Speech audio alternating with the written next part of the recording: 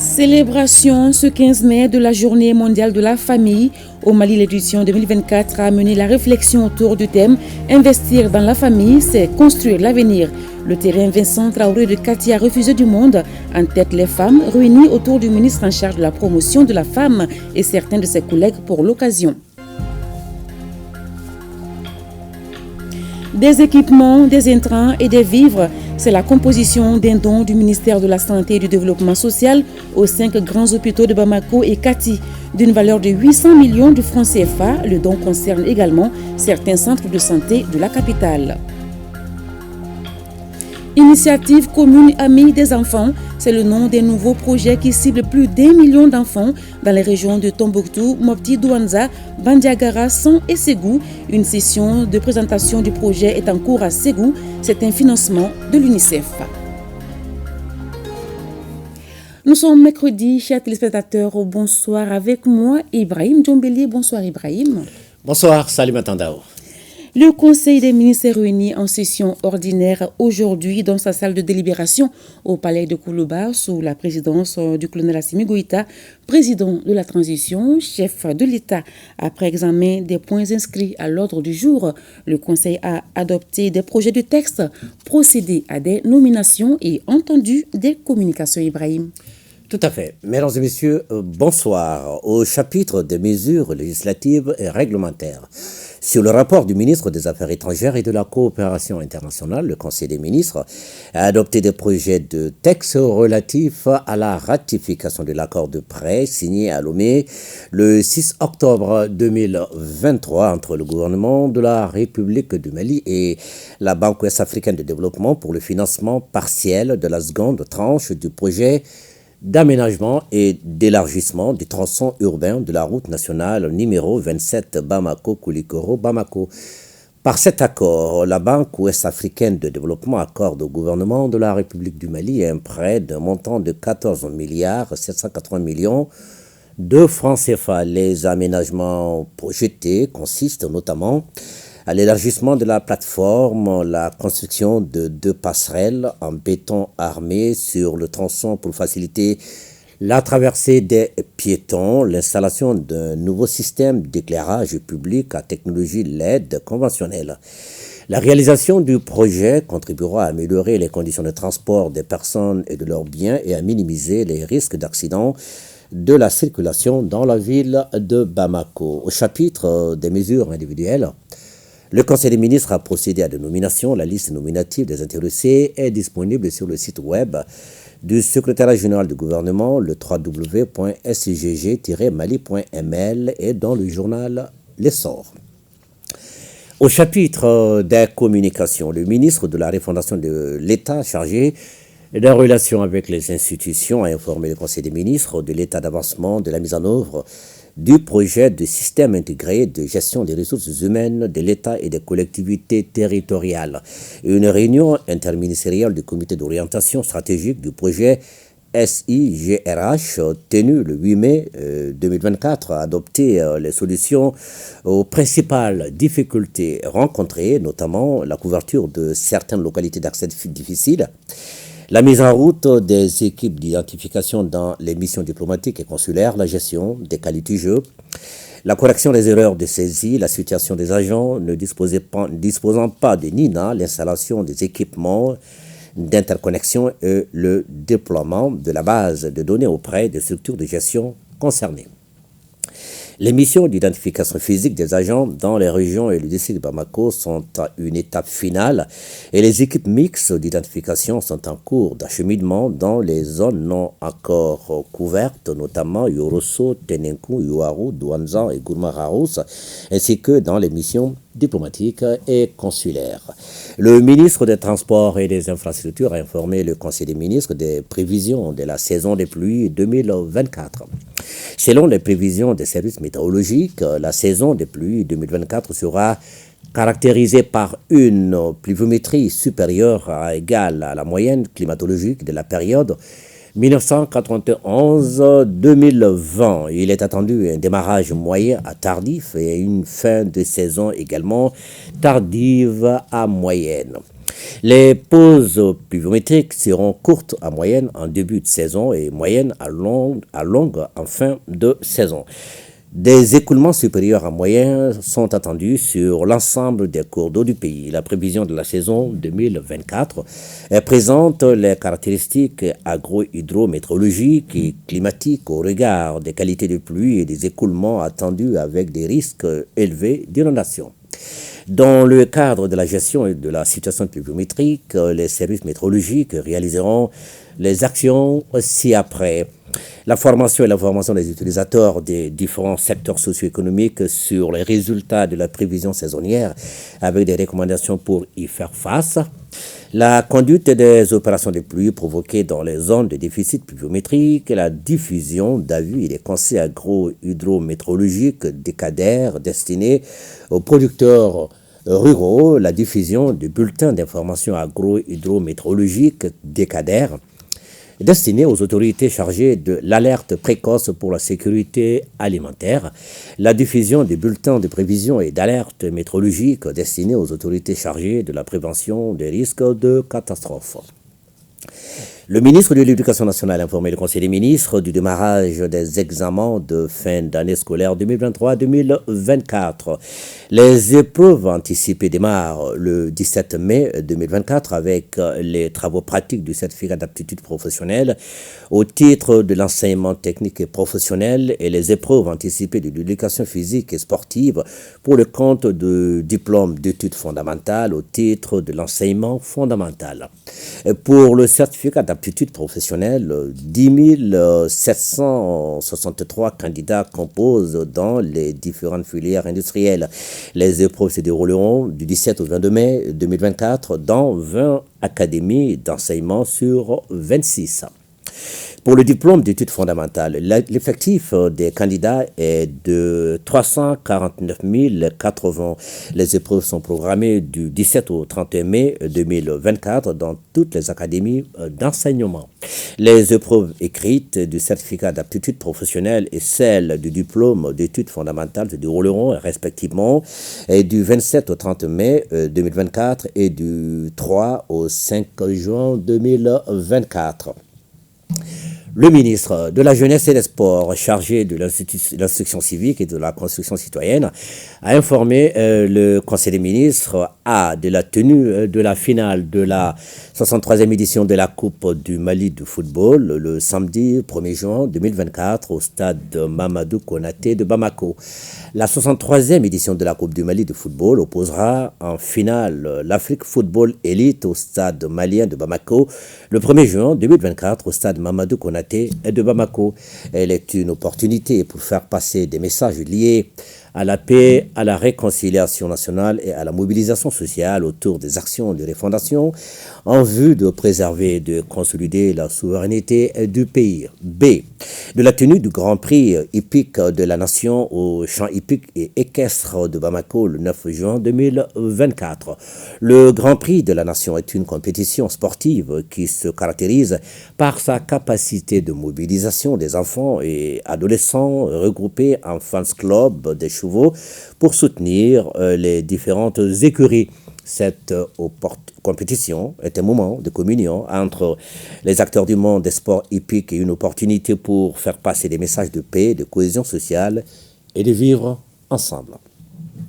C. Du démarrage du processus de mise en place des organes du Conseil national de la jeunesse du Mali. Les statuts et règlements intérieurs du Conseil national de la jeunesse ont été relus par une commission tripartite composée de représentants de l'État, de leaders des organisations de la jeunesse et de la société civile, conformément aux recommandations des États généraux de la jeunesse. Le processus de mise en place des organes a déjà commencé par la création de la Commission nationale de mise en place des organes du Conseil national de la jeunesse, qui aura ses démembrements au niveau communal, régional et de la diaspora. Le chronogramme détaillé des activités à mener comprend les étapes ci-après. Le lancement d'appels à candidature des organisations de jeunesse, le dépouillement et validation des dossiers de candidature, la tenue des assemblées générales, l'organisation de la rentrée des élus. Les assemblées générales des organes de la fêtière de la jeunesse dérouleront le 6 juillet 2024 pour les niveaux communal, régional et la diaspora et le 31 juillet 2024 pour le niveau national. Le ministre de l'Entrepreneuriat national, de l'Emploi et de la formation professionnelle a informé le Conseil des ministres des effectifs des sortants des centres de formation professionnelle du Mali et des boursiers formés des instituts de formation professionnelle des pays partenaires dans le cadre de la mise en œuvre de la politique nationale de la formation professionnelle. Le ministère de l'Entrepreneuriat national, de l'Emploi et de la formation professionnelle dispose de 18 centres publics de formation professionnelle et s'appuie sur 546 centres privés agréés à cet effet. L'objectif global des 10 centres est de donner à tout demandeur d'emploi une formation lui permettant d'exercer une activité professionnelle. Ainsi, au cours des 5 dernières années, 8 927 jeunes ont achevé leur formation dans ces centres, dont 6 066 hommes et 2 861 femmes. Les filières concernées sont majoritairement celles de l'agriculture, des bâtiments travaux publics, de la coupe-couture et de la transformation agroalimentaire. Aussi, dans le cadre de la mise en œuvre des conventions à signer entre le Mali et certains pays partenaires, des bourses sont octroyées annuellement aux jeunes titulaires du baccalauréat ou de brevet de technicien de deuxième partie dans les filières du commerce, des bâtiments travaux publics, des télécommunications, de la maintenance industrielle, de l'informatique et de la transformation agroalimentaire. Pour permettre un meilleur suivi de l'insertion professionnelle des jeunes issus des centres et instituts, le ministère en charge de la formation professionnelle prévoit la mise en place d'une base de données accessible au secteur privé permettant de disposer des informations relatives aux sortants. Le ministre de la Promotion de la Femme, de l'Enfant et de la Famille a informé le Conseil des ministres de la participation du Mali à la 96e session du Comité des droits de l'enfant tenue du 9 au 10 mai 2024 à Genève, en Suisse. La session a examiné, à travers le Comité des droits de l'enfant, le rapport CRC Mali, valant 3e et 5e rapport périodique présenté par le Mali le 18 juin 2020 en application des dispositions de l'article 44 de la Convention relative aux droits de l'enfant. Ont également fait l'objet d'échanges les questions d'éducation, de santé, d'enregistrement des naissances, de protection et de participation des enfants, de justice pour mineurs, de travail des enfants et d'enrôlement des enfants dans les groupes armés. Et tout en saluant les efforts du gouvernement malien, en dépit du contexte difficile, le Comité des droits de l'enfant a formulé à la fin des travaux de recommandations. Le ministre de l'Urbanisme, de l'Habitat, des Domaines de l'État, de l'Aménagement du territoire et de la population a informé le Conseil des ministres de la participation du Mali à la 57e session de la Commission Population et Développement des Nations Unies et au panel de haut niveau organisé par le Fonds des Nations Unies pour la population sur les expériences du projet Suède et des observatoires nationaux du dividende démographique du Mali, de la Mauritanie, du Niger et du Tchad. La 57e session de la Commission Population et Développement des Nations Unies s'est tenue du 29 avril au 3 mai 2024. En termes de progrès, il a été souligné les avancées majeures du Mali dans les domaines de la dignité et des droits humains, de la santé, de la production, des statistiques de qualité et de la capture du dividende démographique. Au cours du panel de haut niveau, il a été mentionné les avancées enregistrées durant les dernières décennies en mettant l'accent sur les effets et impacts positifs des interventions du projet Suède sur l'amélioration des conditions de vie et d'autonomisation de la femme malienne, particulièrement en milieu rural. Le ministre de l'Artisanat, de la Culture, de l'Industrie hôtelière et du Tourisme a informé le Conseil des ministres du programme de rebaptisation de rues, espaces, édifices publics et monuments Le Mali, pays au passé glorieux, chargé d'histoire, de riches cultures et de civilisations anciennes, a regorgé de grandes figures qui ont dédié leur vie à la nation et demeurent à jamais dans la mémoire collective. Cependant, force est de reconnaître que de nombreux hommes et femmes exceptionnels qui ont réalisé des actions patriotiques sont tombés dans l'oubli. C'est pourquoi le ministère de l'Artisanat, de la Culture, de l'Industrie hôtelière et du Tourisme a envisagé à travers la Commission nationale de baptême des lieux publics d'élaborer un programme de baptême et rebaptisation des rues, avenues, espaces publics et monuments au nom de certaines grandes figures de l'histoire du Mali à Bamako et dans les capitales régionales. Le ministre de la Santé et du Développement social a informé le Conseil des ministres de la situation épidémiologique du pays, marquée notamment par une stagnation du nombre de cas testés positifs de la maladie à coronavirus par rapport à la semaine précédente, par une diminution du nombre de cas confirmés de dengue comparé à celui de la semaine écoulée. Le président de la transition, chef de l'État, a cependant appelé la population au respect strict des mesures de prévention et de lutte contre les maladies. Point final, Salima Tandao, à vous. Merci, Ibrahim. De la présidence, rendons-nous à la primature où le Premier ministre, Dr Choguel Kokala Maïga, a reçu en audience une délégation de l'Association des écrivains du Mali et sa diaspora. Les entretiens ont porté sur l'organisation prochaine de lancement de l'association et la tenue du premier salon international du livre à Bamako. Le salon serait, selon les hôtes du chef du gouvernement, une occasion pour le Mali de s'ouvrir davantage au monde extérieur. C'était en présence des ministres en charge de la culture et des Maliens de l'extérieur. Alouseni Touri. L'Association des écrivains du Mali et sa diaspora est une jeune organisation née voilà seulement 4 mois. Elle se propose de promouvoir l'écriture et la lecture des œuvres littéraires maliennes. Mais auparavant, l'association procédera le mois prochain au lancement officiel de ses activités. Elle souhaite également, dans un bref délai, organiser le premier salon du livre à Bamako. Autant de chantiers qui requièrent l'appui des pouvoirs publics. Nous ne sommes pas des adversaires, on est plutôt complémentaires et chacun apporte ses idées pour que, il faut le dire, on est un tout petit peu à la traîne par rapport aux autres pays de la sous-région. On a la chance de faire les salons du livre de la sous-région et il y a énormément de différences entre ces salons et les quelques salons que le Mali a. Et donc, nous ambitionnons de mettre en place un salon digne de ce nom. Déjà, on a trouvé un nom, le Salon international du livre du Mali, SILMA. Le Premier ministre, lui-même homme de la plume, n'a pas manqué d'encourager l'initiative, tout en incitant les Maliens à la lecture et surtout la lecture des œuvres des Maliens.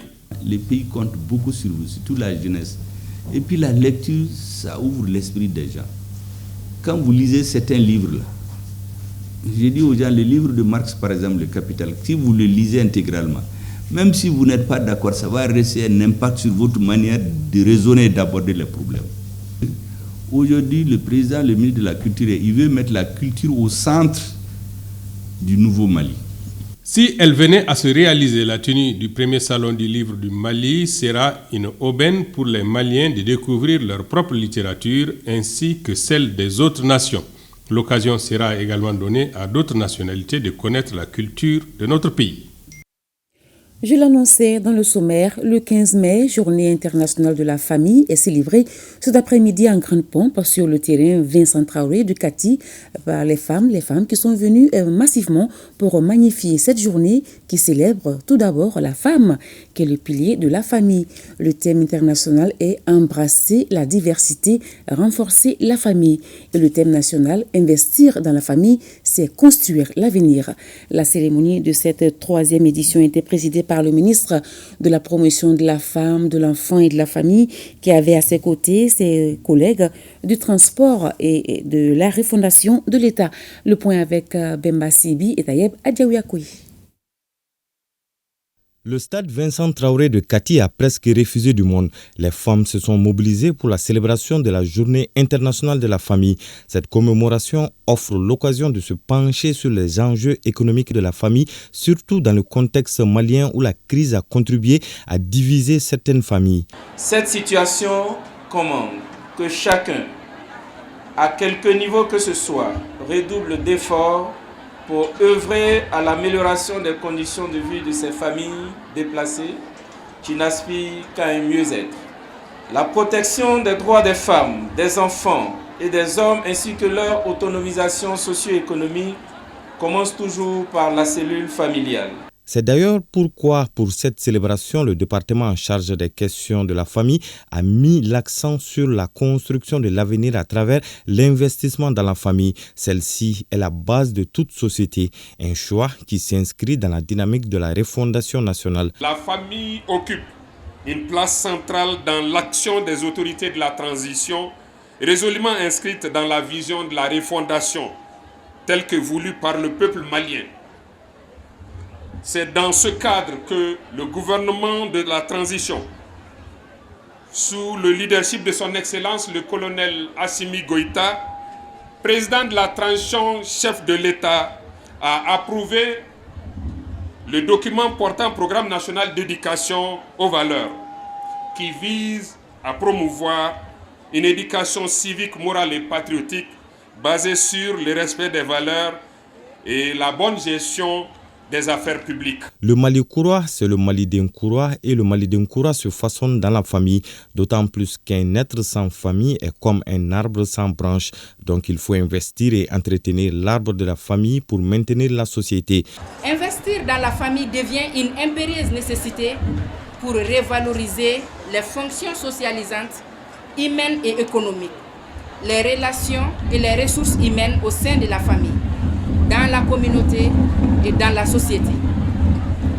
La promotion de la famille demeure une priorité constante, inscrite dans la vision politique des plus hautes autorités. Un investissement qui vient renforcer les dispositions légales prises par l'État comme l'adoption en 2011 de la loi relative au Code des personnes et de la famille ou encore l'adoption en 2016 de la politique nationale de la promotion de la famille assortie de son plan d'action.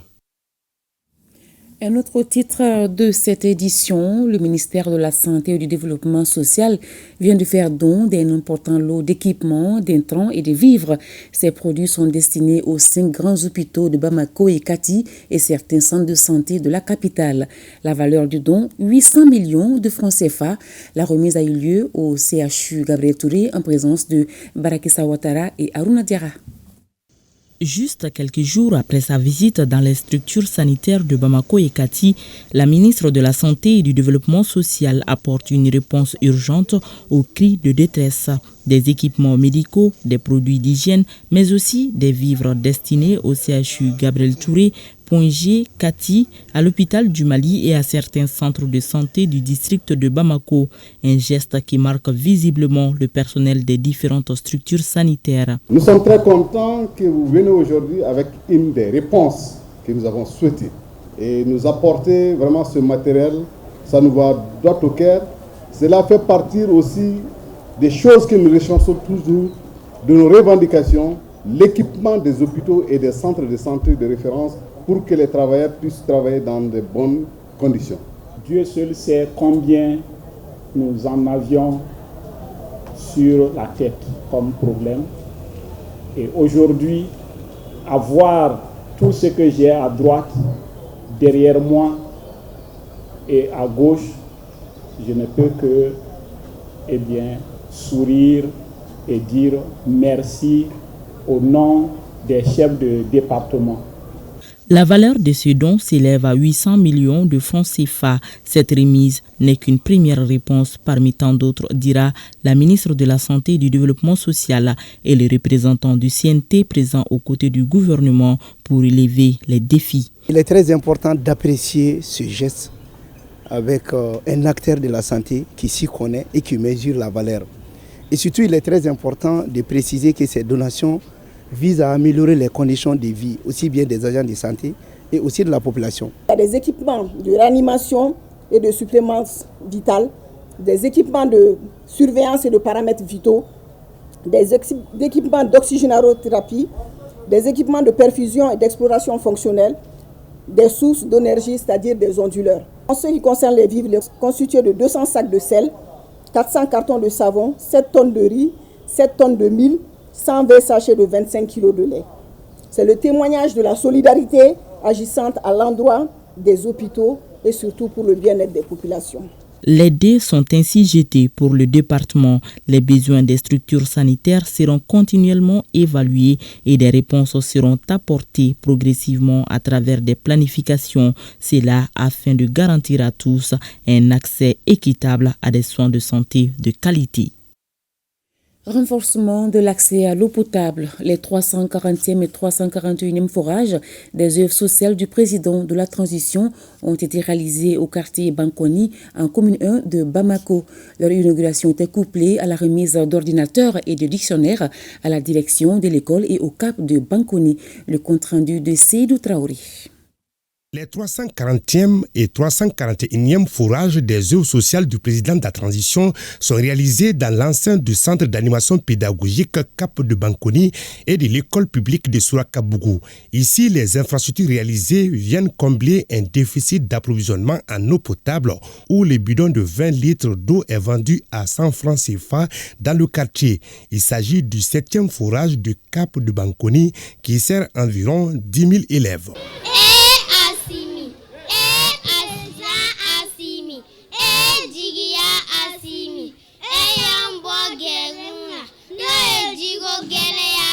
Je suis très heureux ce matin, plus que heureux. Le Cap de Bankoni est le plus grand bénéficiaire des œuvres sociales de 2022 à maintenant. Nous avons 6 forages dans les écoles et 1 au Cap, ça fait 7. Vous avez servi 9842 élèves et leurs voisins. Le représentant du chef du quartier, du comité de gestion scolaire, le maire de la commune, ainsi que la directrice de l'académie d'enseignement de la rive gauche ont salué à tour de rôle le chef de l'État pour son geste humanitaire en faveur de l'école et des populations en général. En rappelant l'initiative du chef de l'État, le coordinateur des œuvres sociales a exprimé son sentiment d'espoir aux bénéficiaires. En voyant l'affluence qu'il y a, l'engouement que les enfants ont eu, ça me donne un sentiment d'espoir pour le Mali. Ça traduit les visions du président de la transition qui veut aider le Mali, qui veut dire aux Maliens que le Mali se construira avec tout le monde. Les enfants en première ligne parce que c'est eux les bâtisseurs de demain. En plus des 2 forages inaugurés, la délégation a remis 10 ordinateurs et une vingtaine de dictionnaires au DECAP et à l'école de Sourakabougou en commune 1 du district de Bamako. Mettre en exergue et vulgariser l'Alliance des États du Sahel AES au-delà des frontières du Mali, en faire un cheval de bataille pour que le panafricanisme soit compris par tous les Africains. C'est le but d'une conférence-débat tenue au mémorial Modibo Keïta. Elle est organisée par une plateforme de la société civile appelée Force vive et patriotique du Mali. Les précisions avec Al-Mouzer Al-Kamissa Yatara. Les forces vives et patriotiques du Mali, FVPM Faso Diossira, se mobilisent pour apporter leur soutien et accompagnement aux autorités de la transition. Et c'est là dans toutes les démarches visant la refondation du Mali. Nous avons décidé de vulgariser le projet AES, de l'expliquer, et au-delà même des frontières du Mali. Et le Mali est un lieu de pèlerinage panafricain.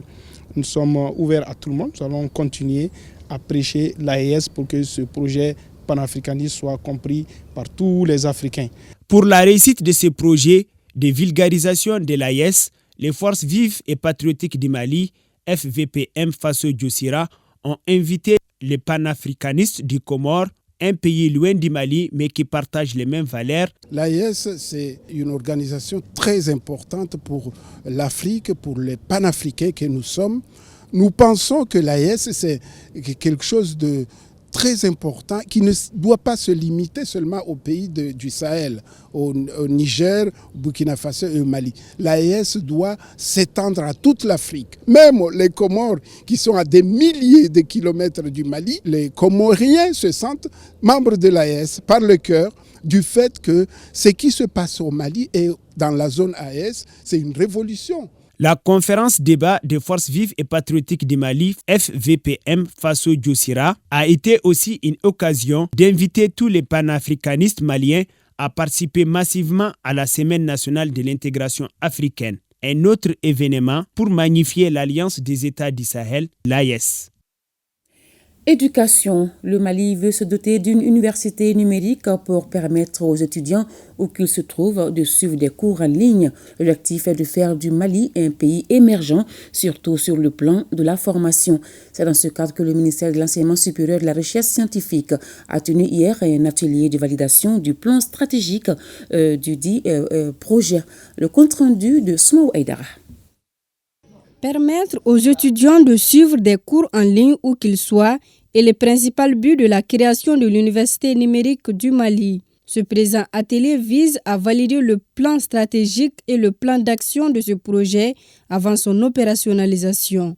C'est Internet qu'on va utiliser comme moyen, n'est-ce pas, de délivrer et de recevoir la formation. Il y a des enfants qui n'ont pas pu continuer les études pour la simple raison qu'ils devaient quitter leur région, leur village pour venir à Bamako où ils n'ont pas de logement. Et aujourd'hui, les moyens existent pour que les gens aient accès, où qu'ils soient, quelle que soit leur situation, à la formation et à moindre coût. Pour le ministère de l'Enseignement supérieur et de la Recherche scientifique, cette nouvelle université permettra au Mali d'avoir une formation de qualité. Il est accompagné dans ce projet par l'UNESCO et les Fonds des Nations Unies pour la population au Mali. Cet atelier marque non pas la fin, mais une étape majeure du long processus de création de l'Université numérique du Mali. Le numérique constitue un moyen incontournable et viable pour favoriser l'accès à l'enseignement supérieur et améliorer la qualité des programmes de formation ainsi que l'employabilité des diplômés. L'appui de l'UNESCO au présent atelier vise à aider le gouvernement du Mali dans l'opérationnalisation de son université numérique à travers la revue et la validation du cadre stratégique d'implantation de l'université et de son plan d'action. L'opérationnalisation de cette nouvelle université au Mali devrait être une des solutions aux défis auxquels fait face le ministère de l'Enseignement supérieur et de la Recherche scientifique. Ces défis sont entre autres le manque d'infrastructures, la faiblesse de la gouvernance dans les universités, le manque de ressources humaines.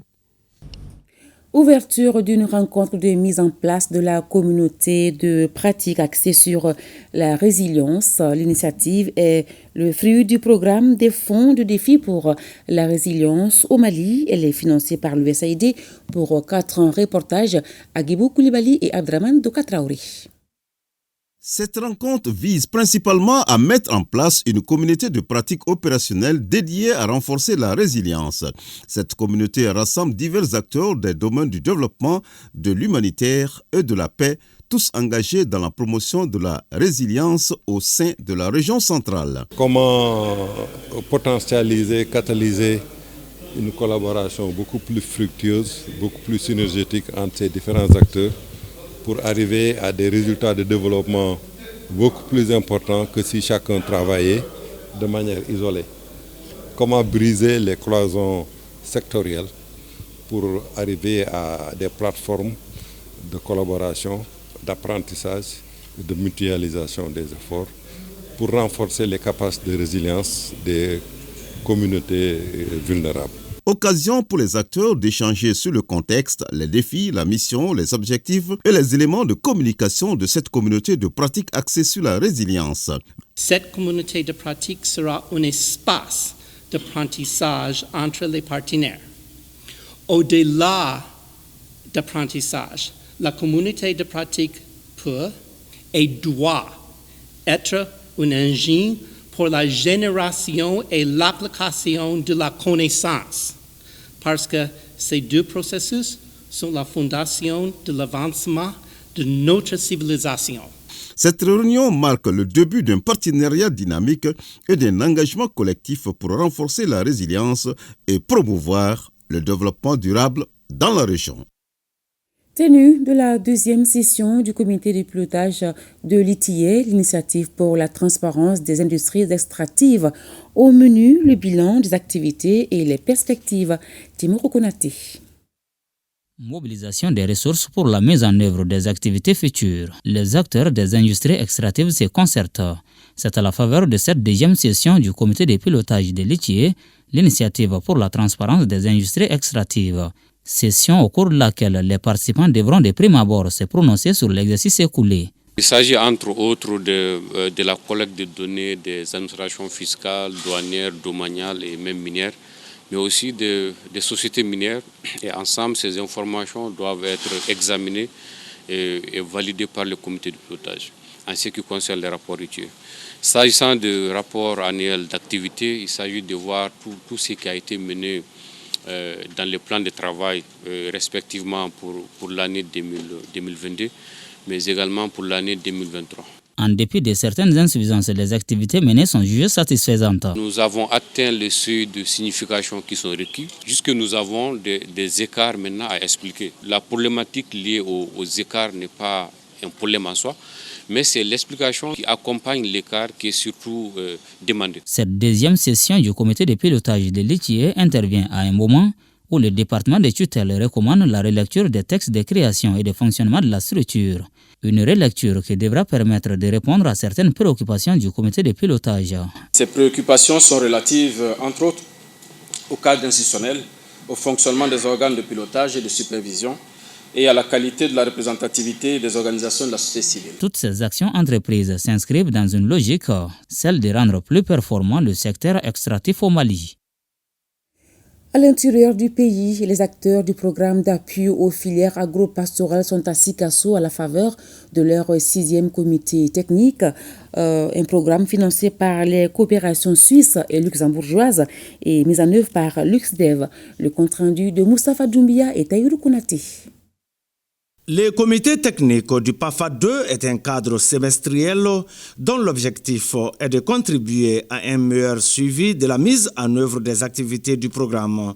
Le PAFA 2, programme d'appui aux filières agro-pastorales, intervient dans les 7 cercles de la collectivité région de Sikasso. Nous sommes en train de voir comment on peut faire avancer surtout les infrastructures structurantes et aussi les projets projectifs, les projets jeunes et les projets projectifs. Ça, vraiment, c'est la priorité aujourd'hui. Les participants à ce 6e comité technique sont des représentants des directions nationales en charge de l'agriculture, de l'élevage, de l'emploi et de la formation professionnelle, des représentants des services techniques régionaux et des filières lait et pommes de terre qui soutient le PAFA 2. Dans la campagne 2023, on était à peu près 1 tonne de pommes de terre pour transformer.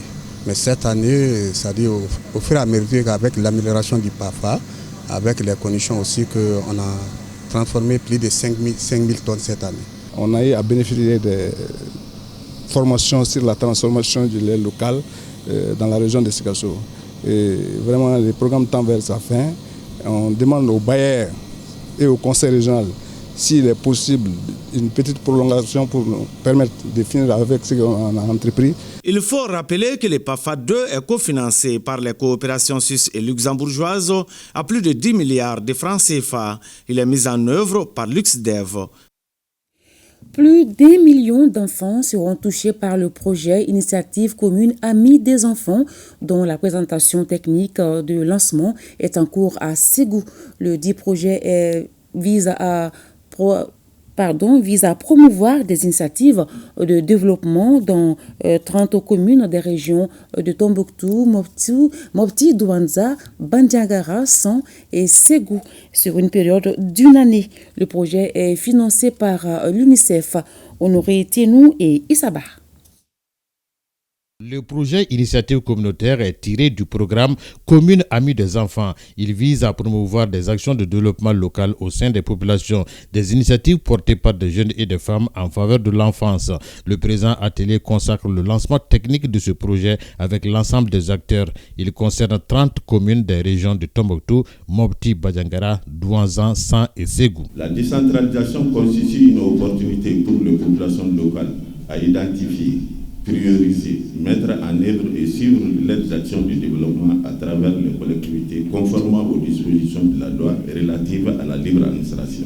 C'est fort de cette base juridique que la DGCT et l'UNICEF ont entrepris depuis septembre 2023 l'élaboration de ce programme dit Initiative commune Amis des enfants.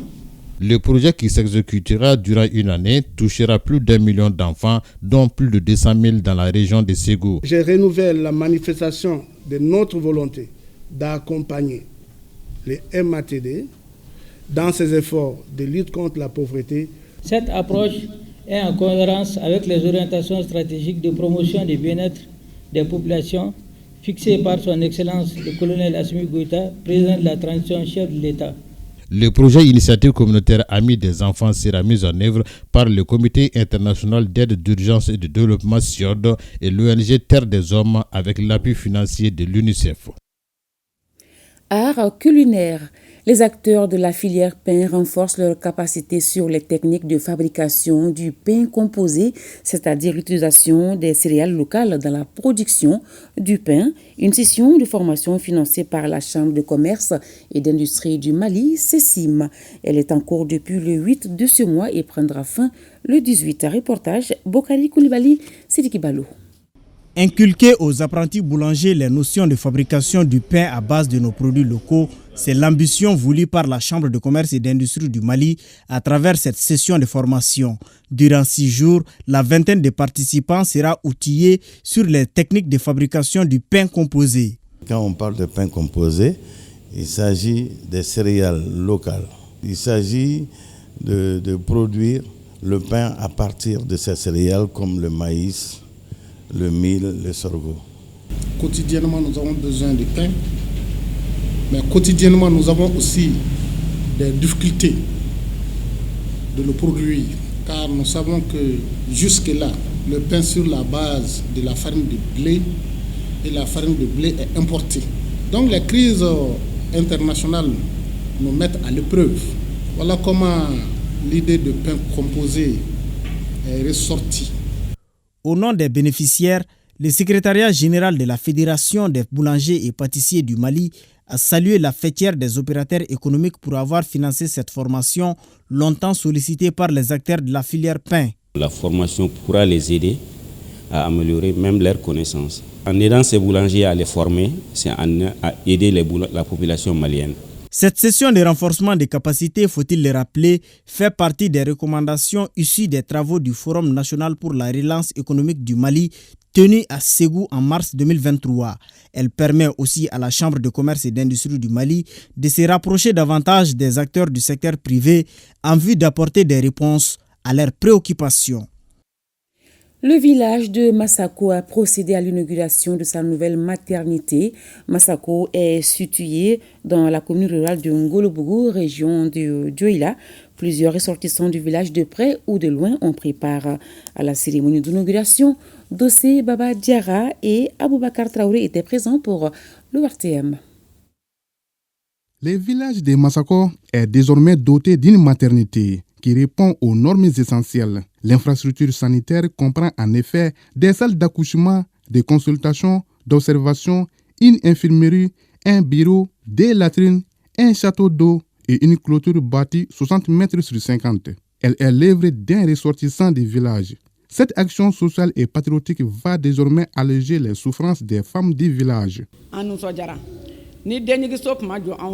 Pour les femmes de Massako, nous sommes très contentes aujourd'hui. Auparavant, on parcourait des distances pour accéder aux maternités des localités voisines pour accoucher. On remercie Allah, on remercie Sidibé pour tout ce qu'il a fait pour Massako. Un tel acte de soutien volontaire entièrement sur fonds propres envers son village d'origine, on n'en voit pas tous les jours. Voilà pourquoi le geste des donateurs est vivement salué par les habitants de Massako. L'œuvre est de Bakari Sidibé, un ressortissant de Massako domicilié à Bamako. Il a d'abord construit un immeuble avec l'autorisation du chef de village. Avant de terminer les travaux, il a ensuite demandé une parcelle pour une maternité au nom du village. Et il l'a construite avec ses fonds propres. Il ne voulait même pas qu'on cite son nom. Il préfère toujours dire que c'est l'œuvre du village. On le remercie infiniment. On peut même dire que cette maternité est une première dans le cercle de Dioïla. Je suis très content. Mon message, c'est de saluer d'abord Bakari Sidibé, avec ce village, chef de village, la jeunesse, les femmes, tous ceux qui ont contribué de loin et de près pour cette infrastructure. La marraine de la cérémonie d'inauguration, Mme Sidibé Adja Traoré, a pour sa part offert 250 000 francs CFA à la jeunesse et à l'association des femmes du village et des cadeaux pour les 4 premières femmes qui vont accoucher à la nouvelle maternité. Des artistes de la localité étaient présents pour rendre la cérémonie d'inauguration plus festive. Cinéma. La deuxième saison du film Fifi a été présentée au public en avant-première. C'était ce week-end au Ciné Magique ex-Babemba. Cette série malienne retrace les faits de notre société. Fifi, saison 2, est une réalisation de Elba Productions en partenariat avec l'ERTM. Le compte-rendu de Ibrahim Kaoukounate et Yeli Makanjabati. Fifi est une série qui met sur scène les réalités de notre société. Elle dénonce surtout certains maux qui minent notre vie quotidienne. C'est l'histoire d'une jeune fille. Voilà, auparavant, elle était dans les sales vies, etc. Mais par fini, elle a fini par changer de comportement. Cette deuxième édition, on s'est beaucoup donné à fond. Voilà, parce qu'au début, c'était pas du tout facile en réalité, avec les moyens de bord, etc. Mais cette fois, peut-être quand même, on a pu avoir quelques bonnes volontés qui ont pu nous soutenir. À travers la deuxième saison de cette série malienne, Fifi permet aux spectateurs de comprendre les conséquences de la mauvaise fréquentation, la méchanceté et le gain facile. Et félicitations à Elba Prod parce que produire un film au Mali depuis toujours c'est un exploit. Et dans le contexte actuel de crise multidimensionnelle du pays, c'est doublement un exploit. Et j'ai vu un film avec plein de messages et un film drôle et qui a une qualité artistique, technique acceptable. Je pense que sur le plan technique, nous avons vu un bon film. Personnellement, je suis le porteur de ce projet depuis quelques années et je note une nette progression sur la qualité artistique, une nette progression sur la qualité technique de cette dynamique. Et nous souhaitons plein vent à Fifi et nous invitons le grand public à venir regarder ce film, à venir regarder tous les films maliens qui sont faits récemment parce que ce sont des films qui sont faits avec beaucoup de difficultés. Fifi, saison 2, c'est 52 épisodes de 26 minutes. Bientôt sur ORTM1. Le ministre de la Jeunesse et des Sports chargé de l'instruction civique et de la construction citoyenne, Abdul Kassim Ibrahim Fomba, informe l'opinion nationale, le mouvement sportif national et la presse que la cérémonie d'inauguration du stade Omnisport de Kati aura lieu le jeudi 16 mai 2024, c'est-à-dire demain à partir de 15h. La cérémonie se déroulera sous la haute présidence de M. le Premier ministre, chef du gouvernement. À cette occasion, un match gala de football opposera l'USFAS Dames à l'AS Police Dames. Le ministre s'est compté sur la présence massive des acteurs du mouvement sportif national et la population de Kati. Littérature. Ce soir, nous vous présentons 2 collections de contes et légendes.